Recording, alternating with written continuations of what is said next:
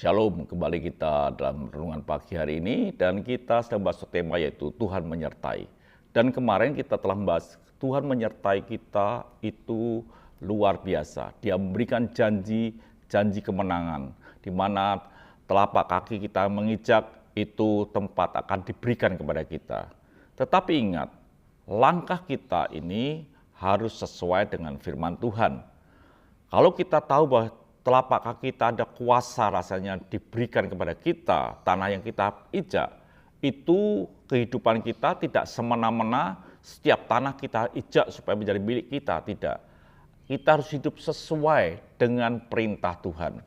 Dikatakan saudara dalam Yosua 1 ayat yang keempat, dari padang gurun dan gunung Libanon yang sebelah sana itu sampai ke sungai besar, yaitu sungai Efrat, seluruh lembah orang Het, sampai ke laut besar, di sebelah matahari terbenam, semuanya itu akan menjadi daerahmu. Jelas, ada satu tempat-tempat yang akan menjadi daerahnya, tempat yang akan diijak, yang akan menjadi miliknya. Jadi tidak sembarangan bangsa Israel yang dipimpin oleh Yosua bin Nun ini mengijak semua tanah.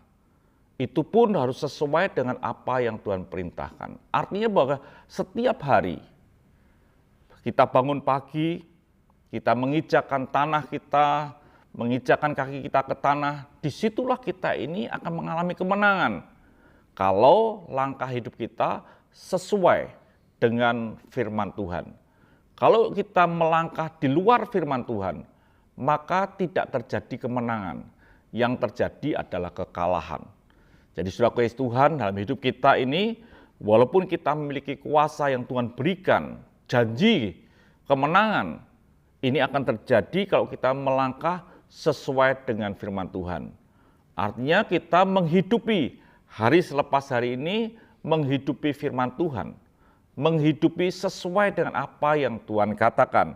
Ini yang harus kita lakukan. Setiap kita ini tahu bahwa firman Tuhan itu pelita bagi kakiku dan terang bagi jalanku.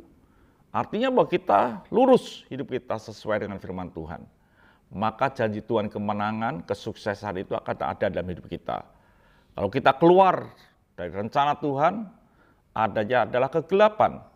Contoh seperti dengan seorang hamba Tuhan yang dia melarikan diri meninggalkan apa yang Tuhan perintahkan. Dia lari ke Tarsis. Apa yang terjadi? Dia dimakan oleh ikan, dia mengalami kegelapan, badai, dan lain sebagainya.